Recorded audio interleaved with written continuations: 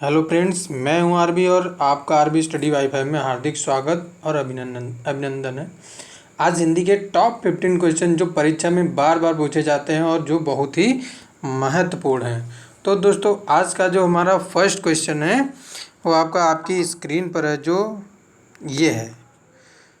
आपका क्वेश्चन जो है, सड़कें चौड़ी बनाई गई, इसमें चौड़ी क्या है? इनमें से क्या चीज़ चौड़ी है? क्या है? सहायक करता है, पूरक है, मुख्य क्रिया है या फिर पूरक करता है? तो इनमें से आपको बताना है कि जो चौड़ी सड़कें, क्योंकि सड़कें कहें तो भी नहीं, सड़कें बनाई गई या फिर चौड़ी भी अगर उसकी विशेषता नहीं मालूम होगी तो फिर क्वेश्चन अधूरा रह जाता है। तो इस तरह से जो आपका चौड़ी सड़कें हैं वो क्या है? आपका पूरक है। इसमें कौन सी क्रिया है? पूरक क्रिया है। अगला देखते हैं दोस्तों, वह क्यों नहीं आया? इसलिए कि वह बीमार था।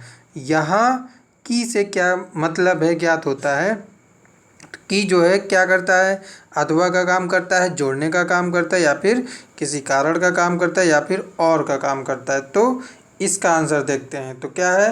वह क्यों नहीं आया? इसलिए कि वह बीमार था। इस वाक्य में कि से जो व्यक्ति है उसके कारण का ज्ञान होता है, मतलब क्या उसका कारण क्या है, क्यों नहीं आया, इसलिए इसमें जो आपका राइट आंसर होगा वो आपका होगा कारण। तो अगला प्रश्न देखते हैं, क्या है? मध्यकालीन आर्य भाषा काल क्या है? इसमें से जो मध्यकालीन जो आर्य भाषा काल था उसका समय क्या है? तो वो आपको बताना है। 500 ईसा पूर्व से 1000 तक, 1000 ईस्वी से 21वीं सदी तक, 1500 ईस्वी से 500 ईस्वी तक या फिर आपका 500 ईस्वी से 1000 ईस्वी तक है। तो इसमें ही आपको ये बताना है कि इसका कौन सा राइट आंसर होगा, क्योंकि इतिहास को जो है 3 कालों में बांटा गया है। वो आपके प्राचीन भारतीय आर्य भाषा काल है, मध्यकालीन भारतीय आर्य भाषा काल है, आधुनिक भारतीय आर्य भाषा काल है। तो इसका जो राइट आंसर है वो जो आर्य भाषा काल है। कौन सा है? आर्य भाषा जो काल है आपका, वो आपका 500 ईस्वी ईसा पूर्व से 1000 ईस्वी तक माना गया है। अगला प्रश्न देखते हैं दोस्तों, अंतःस्थ और ऊष्म व्यंजन, जो व्यंजन के प्रकार होते हैं उनमें से ये दो चीज़ें आती हैं, अंतःस्थ और ऊष्म व्यंजन जो आते हैं वो आपके कितने प्रकार के हैं, या उसके जो भेद हैं वो कितने प्रकार के हैं? तो दोस्तों बता देते हैं आपको। सबसे पहले अंतःस्थ व्यंजन व्यंजन कौन से होते हैं? या, रा, ला, वा। और जो ऊष्म व्यंजन होते हैं या संघर्षी व्यंजन कहते हैं तो उनको हम श, शा, सा, हा। कौन से? आपका ये वाला शा, ये वाला सा, और आपका होता है ये शा होता है और हा होता है। ये सभी कौन से हैं? ऊष्म व्यंजन हैं। और आपके या, रा,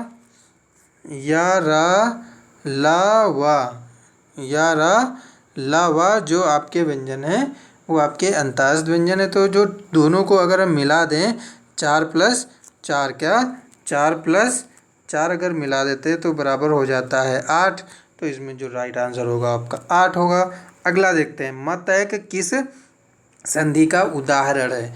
तो इनमें से कौन सी संधि हो सकती है? क्योंकि सबसे पहले इसका हम संधि विच्छेद ही करके देख लेते हैं। क्या होता है? क्या होता है? मत धन 1। क्या होता है? मत धन 1 के बराबर होता है आपका मतैक होता है। तो जो ये मतैक होता है ये आपकी आती है किसमें? वृद्धि संधि में आती है। क्योंकि जो गुण संधि के कुछ उदाहरण अगर हम आपको बता दें तो जैसे आपका होता है उप प्लस इंदु उपेंद्र होता है, और देव प्लस ऋषि देवर्षि होता है, और यड़ संधि के अति प्लस ऊर्ध्व जो होता है अतिऊर्ध्व होता है, और न्यू प्लस उन न्यून होता है। इसी तरह व्यंजन संधि जो होती है उत प्लस लास कहते हैं तो उल्लास होता है। तत् प्लस टीका जो होता है वो तट टीका होता है। तो इसलिए जो आपका राइट आंसर है वो आपका है वृद्धि संधि। तो दोस्तों मैं चाहूँगा आगे क्वेश्चन कराने से पहले कि जो लोग हमारे चैनल को पहली बार देख रहे हैं वो चैनल को सब्सक्राइब कर लें और बगल में लगी बेल आइकन को भी प्रेस कर लें, ताकि हमारी आने वाली हर वीडियो आपको आसानी से मिल सके। जी हाँ दोस्तों, आगे का जो नेक्स्ट क्वेश्चन है वो आपका है, भील का स्त्रीलिंग क्या होगा? तो इनमें से जो भील का स्त्रीलिंग होगा, भालू, भीलनी या भिलीनी या फिर भालना। तो इसका जो राइट आंसर होगा वो इनमें से होगा ऑप्शन बी जो भील का स्त्रीलिंग है वो आपका होगा भीलनी होगा। अगला प्रश्न देखते हैं कि जो धातु के अंत में जोड़े जाने वाले प्रत्यय हैं वे इनमें से कौन से क्रियाद्योतक प्रत्यय या फिर कृत प्रत्यय या फिर तद्धित प्रत्यय या फिर भाव द्योतक प्रत्यय जो होते हैं वो होते हैं। तो इनमें से हम देख लेते हैं जो पहले तो हम जो प्रत्यय हैं उनको हम देख लेते हैं कि ये होते क्या हैं। तो जो आपके प्रत्यय होते हैं क्या होते हैं, धातु के अंत में जो जोड़े जाने वाले प्रत्यय जैसे कृत प्रत्यय होते हैं उनको हम क्या कहते हैं, जो धातु के अंत में जोड़े जाते हैं उनको तो हम कृत प्रत्यय कहते हैं। तो इसी तरीके से जैसे लिख प्लग अक, तो ये जो अक है आपका क्या है, अंत में आ रहा है, इसलिए ये जो है आपका कृत प्रत्यय हो जाता है। इसलिए क्योंकि लेखक में ये लेखक हो जाता है तो इसी तद्धित प्रत्यय होता है। और तद्धित प्रत्यय में अगर हम कहें सेठ और सेठानी, तो इस तरह से आपके ये तद्धित प्रत्यय भी होते हैं। अगला प्रश्न देखते हैं इसका, जयपुरी का स्थानीय नाम क्या है। तो इनमें से जो जयपुरी का स्थानीय नाम है वो आपका कौन सा है, सी नाम है। कौन सा, ढूंढाड़ी है। तो इस तरह से जो ये पूर्वी जो राजस्थानी उसकी ये बोली है, क्योंकि जो पूर्व राजस्थान क्षेत्र में ये क्योंकि ये बोली ही जाती है। तो खड़ी बोली का जो स्थानीय नाम है वो आपका है, जैसे आपका जयपुरी है उसी तरह अगर खड़ी बोली को देखें तो कौरवी, बांगुरी या फिर हरिवाड़ी भी होता है। इसी तरीके से अगला प्रश्न जो हमारा है वो आपका रा से संबंधित है, क्योंकि रा का जो विवरण होता है उसका उच्चारण जो होता है वो कहाँ कहाँ से और किस प्रकार से होता है। तो इसमें जो आपका होता है रा, जो रा होता है वो आपका होता है, एक तो वो वर्ष होता है, लुंठित होता है, सघोष होता है और अल्प प्राण भी होता है। इसलिए अब बता दें, जैसे र हो गया उसी तरीके से ला होता है, क्योंकि ला भी जो होता है वो वर्ष होता है, पार्श्विक होता है, सघोष होता है और क्या होता है, व्यंजन होता है। यहाँ पर क्या होगा, व्यंजन होता है। और उसी तरीके से जो सा होता है वो वर्ष होता है, संघर्षी होता है और अघोष होता है और आपका महाप्राण व्यंजन होता है। इस तरह से जो रा है वो आपका आंसर ए सही है। तो अगला प्रश्न जो हमारा है वो हम, जी हाँ दोस्तों, इसमें इंग्लिश को देख के घबराना नहीं है, क्योंकि ये अब हमारा जो परीक्षा पैटर्न है उसमें एक दो क्वेश्चन आपको ट्रांसलेट करने के लिए दे ही देती हैं जो परीक्षाएं होती हैं। तो इसमें से जो आपका ये है, कह रहा है उसने मुकदमा दायर किया, ये जो सेंटेंस है इसको हिंदी में ट्रांसलेट करना है, क्योंकि इसका जो हिंदी ट्रांसलेट है उसको थोड़ा सा ध्यान से करना होता है। इसलिए आपको देखना है, he made a case in the court या फिर ही फील्ड अ स्वीट या ही फील्ड अ केस, यहाँ पे लिखा हुआ है अगेंस्ट हिम, या फिर आपका है ही फील्ड अ गिल्ट विद।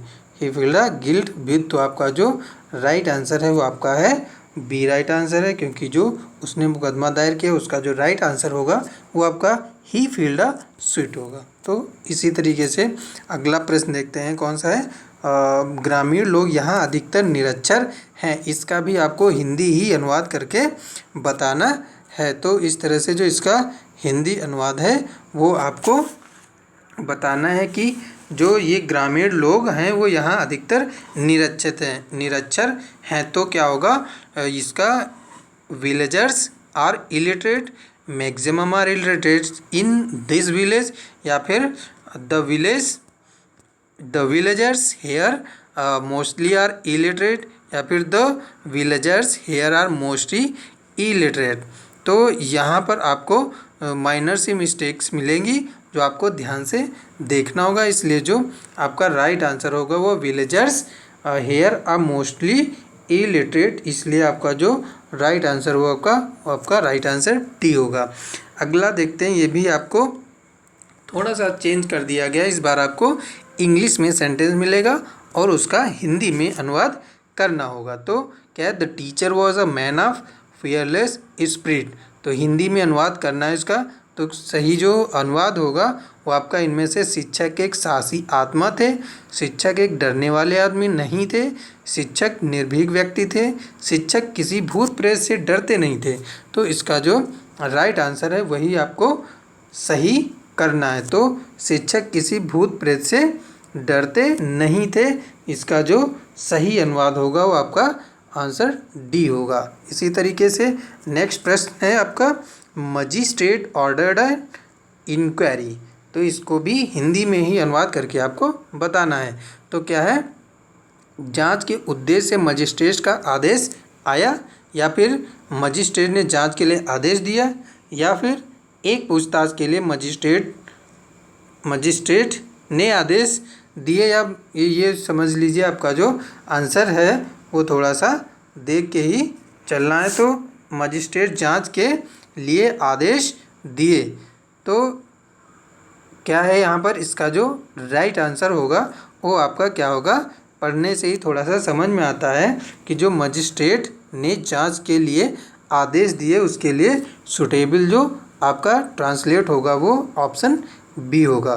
इसी तरीके से अगला प्रश्न देखते हैं कि लेखक का इनमें से किससे संबंध होता है। तो लेखक की इसमें सबसे ज़्यादा रुचि किस सेंटेंस से मिल रही है। तो ज्ञान की उसकी तीव्र इच्छा होती है, या फिर सौंदर्य शक्ति से संबंध होते हैं, या मुक्ति की ज़िंदगी उसको चाहिए, या फिर ज़िंदगी की तब्दीली चाहिए।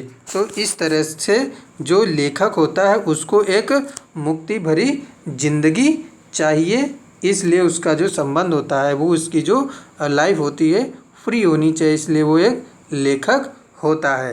तो अगला प्रश्न देखते हैं, और आज की वीडियो का हमारा लास्ट प्रश्न है कि राख होने का अर्थ क्या है।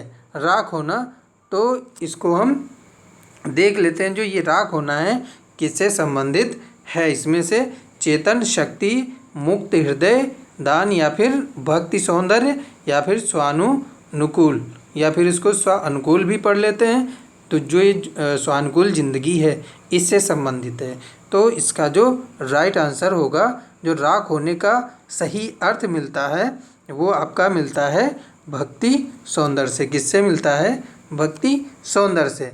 इस तरह से दोस्तों आज के हमारे वीडियो के ये 15 क्वेश्चन बहुत ही इम्पॉर्टेंट जो परीक्षा की दृष्टि से हैं।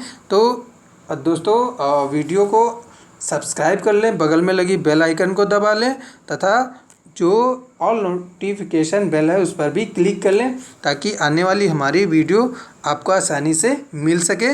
दोस्तों वीडियो को शेयर करें, लाइक करें। दोस्तों कमेंट में बताएं कि आपको ये वीडियो कैसा लगा।